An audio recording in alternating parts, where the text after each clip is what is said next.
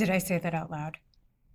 Welcome to Did I Say That Out Loud, a podcast where Stu Eddins and Mariah Tang reflect on agency life and answer questions from our higher ed and healthcare clients about the latest in digital marketing, content, and SEO. Hey everybody, thanks for joining Stu and me again. Thanks for coming back. We have a fantastic guest today, Martha Van Berkel, CEO of Schema App. Schema App is a semantic technology company that leverages advanced schema markup to build content knowledge graphs for enterprise marketing teams. Martha is going to talk to us about what that means. She focuses on helping marketing teams globally understand the strategic value of schema markup and thrive in an ever-evolving digital landscape. And outside of Schema App, she's a mom of two and she's an avid rower, so she's all around awesome. Martha, thanks for joining us. Thanks for having me. Super excited to be here. Yeah. We were just chatting before we flipped on the recording about how all of our worlds have connected over the years. So Martha and Stu and I have worked together, tangentially over the years at various agencies. And then Martha is, if anybody is listening to this, they know this. She's a prolific speaker on a lot of the marketing circuits in higher ed and healthcare and all across the board. So that's where I have been fortunate to cross paths with Martha over the years. So we put together a few little questions here to run through with you, Martha, but as any of our listeners know, Stu and I tend to get off the rails and go on different tangents. So maybe let's just start with the top. Would you give us just an intro of how Schema App became to be? What's your origin story, Martha? Oh, where do we start? Well, it all starts actually with my co-founder, who's a semantic technologist, and semantic technology is like kind of finally having its day now that AI is there. So semantics is really where you define relationships and context in things. And while most people know schema markup from sort of search engines, understanding things, we started because it was a semantic technology. So schema.org, the vocabulary that sort of is the basis of schema markup, was really defined with this idea of understanding and bringing context and relationships. And so my co-founder was looking for a nail to hit with his semantic hammer. And so we sort of discovered schema markup. And we started back in this 2013, 2014 was when we were first kind of exploring schema markup, when we first built our editor, which was really great for authoring sort of a single page. But we were really, both of us had grown up in enterprise. I grew up at Cisco. We're really wanting to say, how do we do this at scale? And so then we sort of evolved our work. I grew up at Cisco, so I spent 14 years there, sort of doing a bit of an entrepreneurial kind of lifestyle. So I was asked to kind of solve hard problems and got to start organizations. And I think it was really my safe training to being an entrepreneur, so that when Mark, my co-founder, was like, hey, I want to go solve this problem and figure out how we do schema markup at scale, I was sort of in, and it was like, okay, this is an adventure. And I always think of my parents weren't super excited for me to leave sort of the big corporate life and sort of start out kind of from ground zero, frankly. But it's been super, super fun. And now we're a team of 45. We work with some of the largest organizations in North America, and schema markup's now important, right? Back in 2013, no one cared about it. Maybe just you and the team in your previous teams, but people now care. And it's because I think of the reason I mentioned the semantic piece is I actually think that plays a more strategic role than people just thinking about search now that we're in this AI world. Yeah, it's remarkable how things have changed. We talk sometimes about, I started at a previous agency around 2015, and it feels like a million years ago in technology terms, in content terms, in semantic terms. It's just really wild. Stu, are you going to say something? I'm a good interrupter. Yeah, That's how I roll. I've been looking forward to this for days and weeks now. The plain fact is there's not a lot of clarity on things like schema markup and how it affects the AI world. Yep.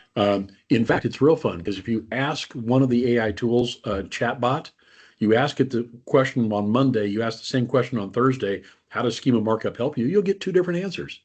So there's a little opacity in exactly how schema can help. I've seen it. I've seen the benefits of all of it, but I hope during this conversation we can uncover some of that. That would be very helpful. I'm a convert. I believe that this is something that websites truly need. And it may be the most technical thing they have to think about, but it's good to have a partner vendor that can think about it for them. Should So I define what schema markup is, like just from please do like the that. basics? Like Yes. I think Please that's do. always a good start. So Yeah. especially if you're like a more senior person, you're like, what's this thing? Mhm. So I always like the way I explain to my mom is like basically it's a vocabulary that translates what sort of is in the human web experience into like a language machines understand. And so this schema markup, or people also call it like structured data. Structured data to me is a bit generic because lots of things can be structured data, but it uses this standard vocabulary called schema.org, and it allows you to describe things and its relationships to other things. And it's the relationships to other things that I think is actually where the benefit to AI comes from. Mhm. And most people know it as the outcome of it. So if I was joking about like if you're searching for a new pair of shoes or maybe a snowblower, it's winter here in Canada, and you see star ratings in the search results, that's actually because there's schema markup on that page, giving confidence to Google that like this is the rating, this is the star rating, and then it shows this what's called a rich result. And so that's still valid, and those rich results still drive a higher click-through rate Right. today and higher visibility in Google search. But it really now is also playing a role in understanding. So when we translate it into this kind of common vocabulary, this like structured way, the machines have confidence. And recently I was speaking at a conference in North Carolina, and I was the gentleman from Microsoft who manages Bing was talking about actually the entire kind of AI process and how they look at data, and they were saying they're using schema markup as sort of a guide or a pointer to introduce confidence to give the right answer. And what's interesting is like Google and Microsoft since May have become very vocal about structured data again. And I say again because like it hasn't really been since like 2023, November 2023, after they retired FAQ and how to, they kind of talked about it more. And then prior to that, it was really during COVID, 2021. I watch these things. My business is building schema markup at scale. And part of this is they've started using language of like, it helps us understand. It helps us have confidence. And most recently in November, when Google talked about it at Google Search Console Live, they actually talked about efficiency. And I do think this is something that's really interesting with regards to sort of Google and Microsoft, who've been sort of, I'll say, like translating and understanding the web at scale more than the perplexities and ChatGPT, et cetera, right? Like they're the newcomers. They haven't sort of figured out the at scale play. And both Microsoft and Google is saying like it helps us understand it and do it efficiently. And I think when we think about like the cost of understanding and doing inferencing, which is like even a higher level cost than what we previously had in being sort of answer engines, efficiency and cost effectiveness is actually very important. So I really think part of the reason why these, large organizations care about this in this new world is they're trying to be as efficient as possible. And if they can put the burden on the marketer, on the brand, in order to give them sort of a data layer that they understand, that to me makes total sense. It's not that different sort of than how we've been operating for the last decade. And so I see schema markup really as that data layer, right? So that Mhm. data layer that allows you to control how your brand is understood in sort of a machine language that helps them also do things efficiently. And I have some data on like how we've seen it impact AI overviews, how we're seeing it sort of impact sort of brand visibility across different functions where we can measure, because there's lots of things that we can't measure Right. today. Right. Yeah. And I think that you hit a lot of key points in what you just discussed. We started out using schema and in particularly your product back when we were trying to put doctor rating stars Yes. inside of search results. That was our first use of it. And from there, it became the other things like the other rich content that was being used. You Yep. mentioned a few of FAQ those. was super Yeah, like yeah. super People popular. also asked stuff. It was getting involved with more than just the blue link in search. Um, we actually saw at that time an immediate improvement in performance for having it. And that reward was there for a while, and then it became kind of daily stuff. It was kind of expected to some extent. Um, I'm very interested in the fact that they are talking about it as aiding efficiency for AI. Part of me has suspected, and maybe you have an opinion on this, that if I have two pieces of content out there that are essentially the same, the one that has schema markup has more credibility to the AI tool and will probably get cited more often than the one that does not. That just feels like the direction it's headed. Does that sound like a valid thought? Yeah, the language that I saw, the gentleman's name escapes me just for a second, that from Mhm. Krishna Madhavan actually is a gentleman from Microsoft, and he Okay. was actually talking about that word trust. Okay. In sort of how he was describing the overall sort of workflow. He was saying like they'll look for schema markup to help build confidence in Mhm. sort of what the page is about and what the brand is about. And I do think like one of the things I've been sort of looking at a bunch is a lot of people are testing like how single pages perform. But what's really interesting is that the way that people are interacting with your website is less sort of about a single page and more about like a system of information. Yes. You know, the questions I might ask from a healthcare perspective is like, "Hey, I'm looking for a doctor who takes this insurance, who specializes in Mhm. this, specific type of condition, who is within 5 miles of where I live." All that information, if you're a hospital network, is on many different pages, right? And so it's not just then about optimizing the page, but connecting the dots between them. And so when we think about schema markup, we're actually connecting those dots like very Mhm. specifically. So if we think, I love your example of a physician page, that physician practices at a hospital. Okay, that gives us the location.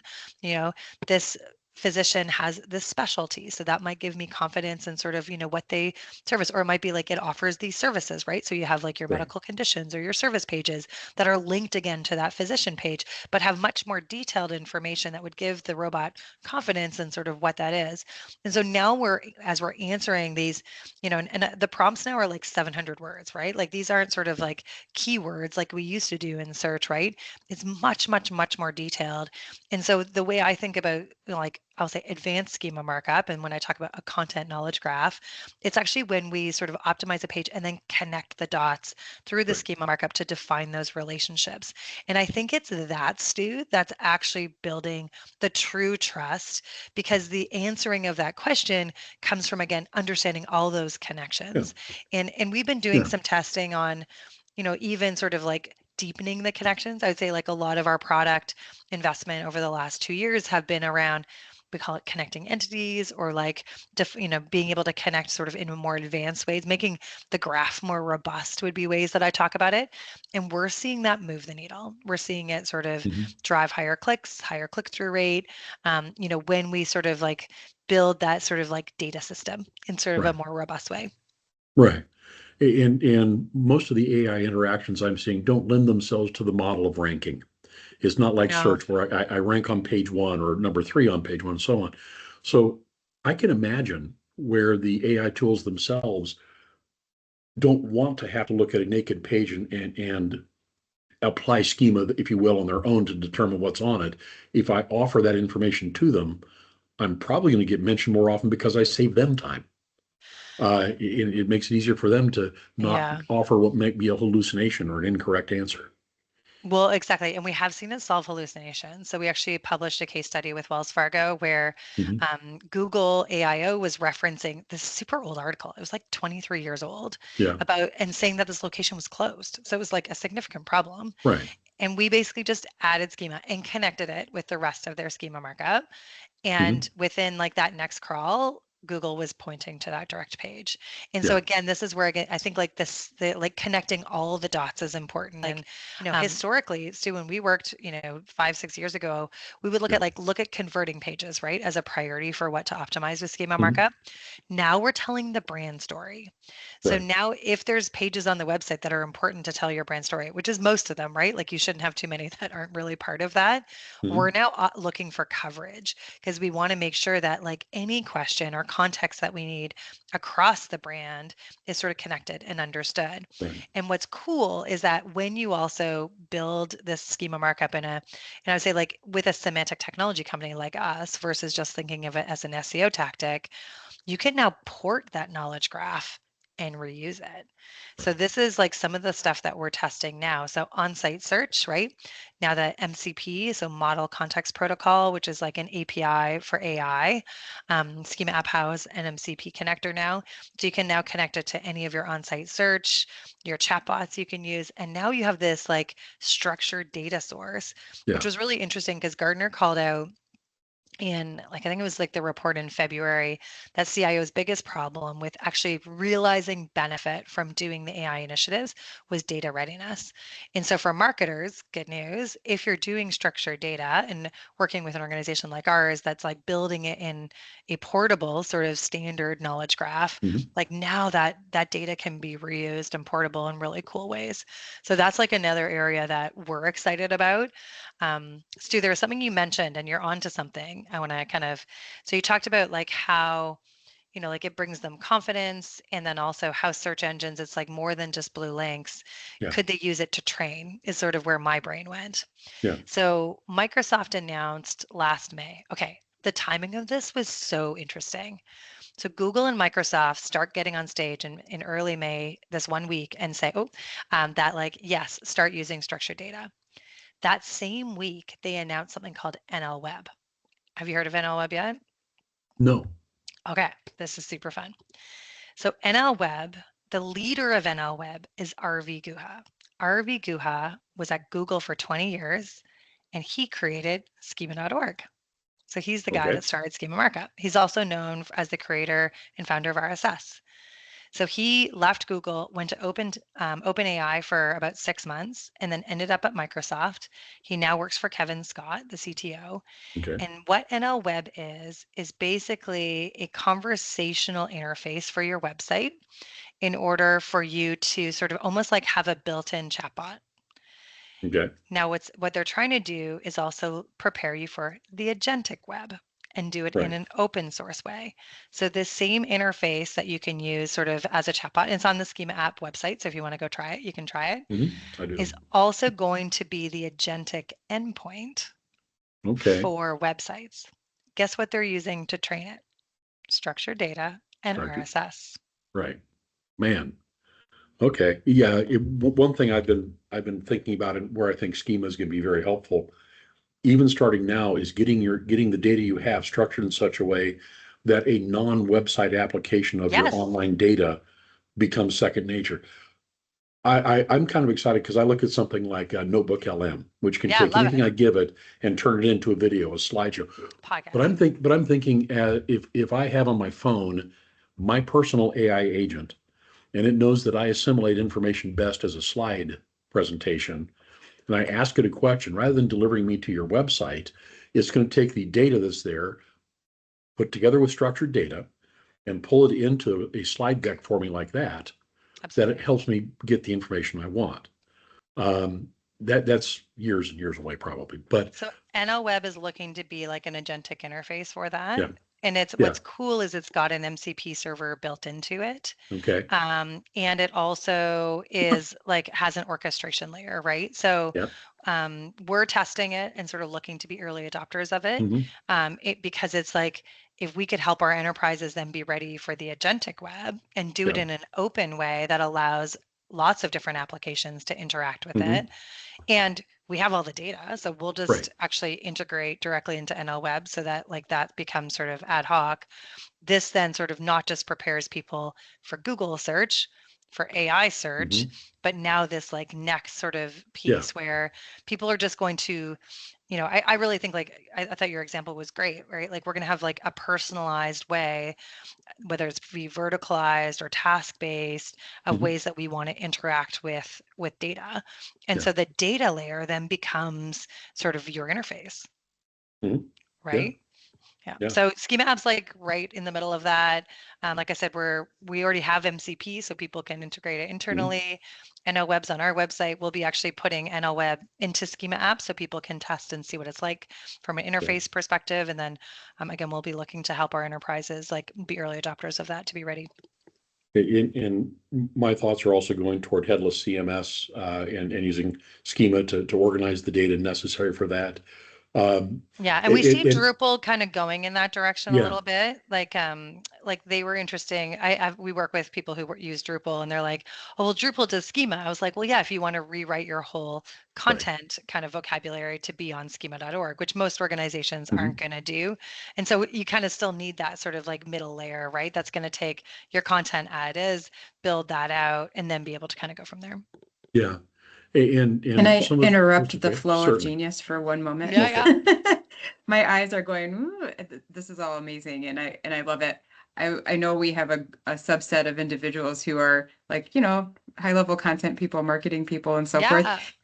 Can I ask for just a high level definition of what you mean by schema versus what you mean by structured data? The same thing. So like, and I would say like in the context of what we're talking about, they're the same thing. So if you're saying schema markup or structured data in the search context, now let's take it out of the search context just to kind of be really pragmatic. Like a schema can also be how you define a database, right? So this is very different, right? This is a vocabulary that we're applying sort of like where we're defining relationships, in a standard vocabulary. Structured data, also to be pragmatic, could be like a table of things, right? So that's actually why at Schema App, like we primarily use Schema Markup. So those two words together, because it's much more specific and sort of for a sort of strategy that's about being specific and adding context, like that's important. The question I thought you were going to ask though was like how Schema plays in with content writers, because there is like a really sort of key play here, and it's relatively new. So people will talk about like in the last year, entity SEO has become like a thing.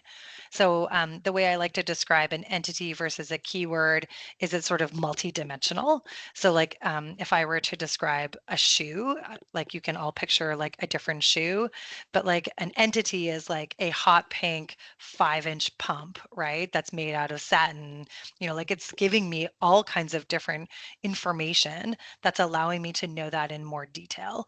And so like the picture you'll picture when I say those words is very different, right, than if I just say shoe.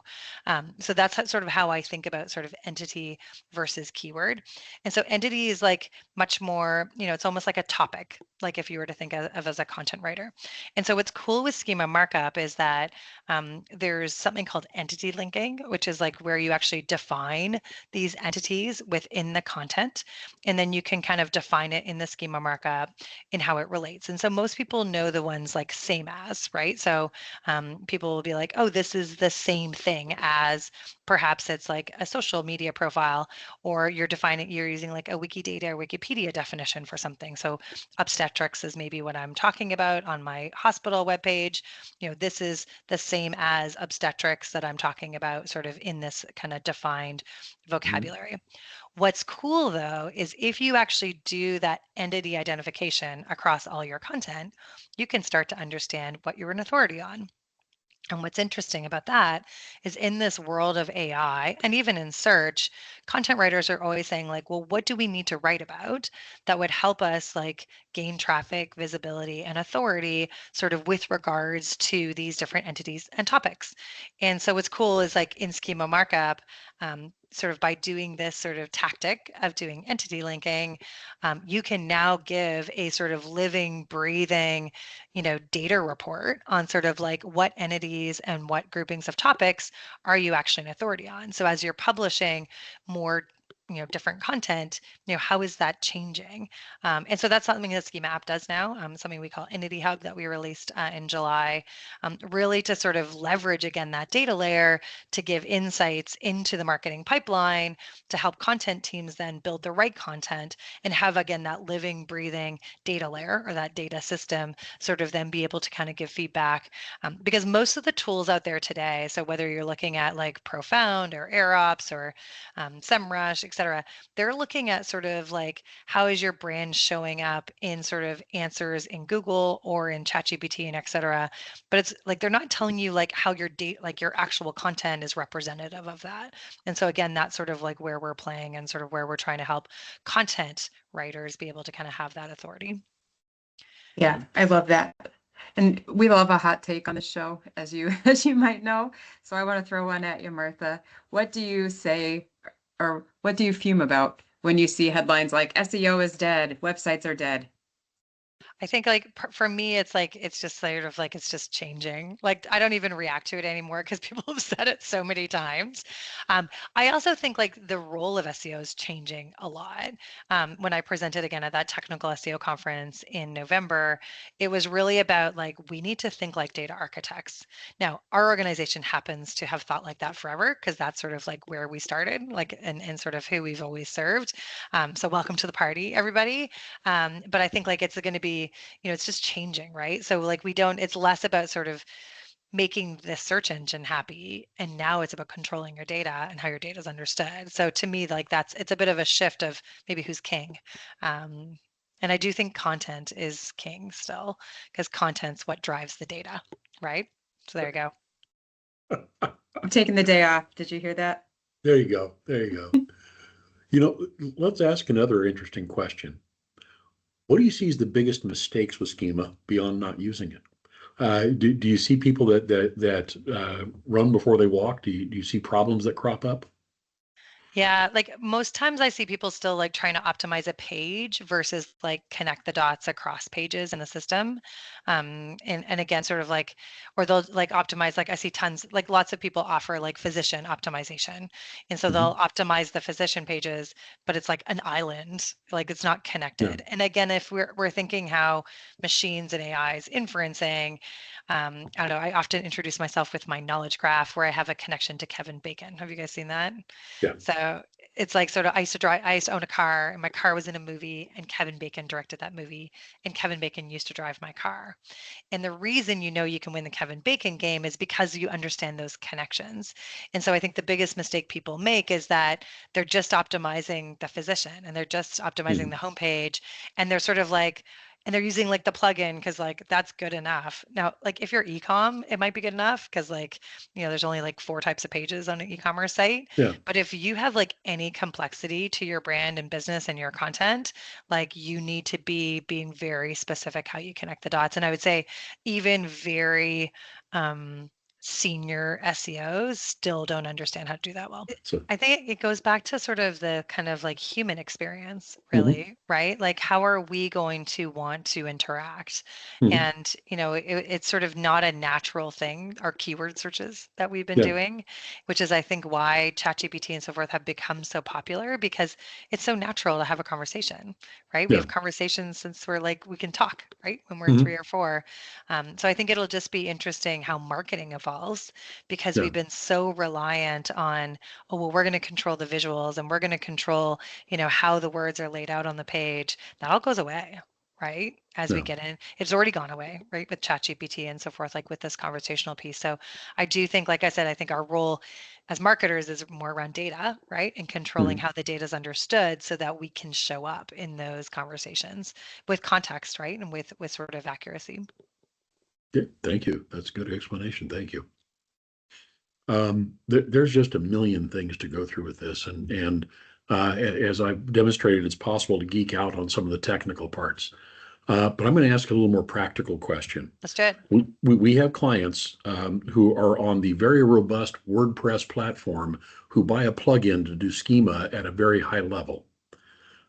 Should they be satisfied with that, or should they dig deep? Should they dig deeper I think into it depends. into It depends into on the implementation? business. Yeah. Yeah, I think it depends on the business, right? Like, we started actually our journey at Schema App working with small, medium-sized businesses, right? Where Mhm. I joke there's like 5 key pages on the website and then their blog, right? Yeah. And in those cases, like if you've optimized those 5 pages, and sometimes the plugin doesn't do them, by the way, so you need to, like your homepage organization's often done, your blogs are done, but like your products and services, often their services, like those should be done sort of with a scalpel, like with some Yeah. specificity. But you can do that, like if they're static pages and there's only like 5 of them, you can, some people use ChatGPT to develop it.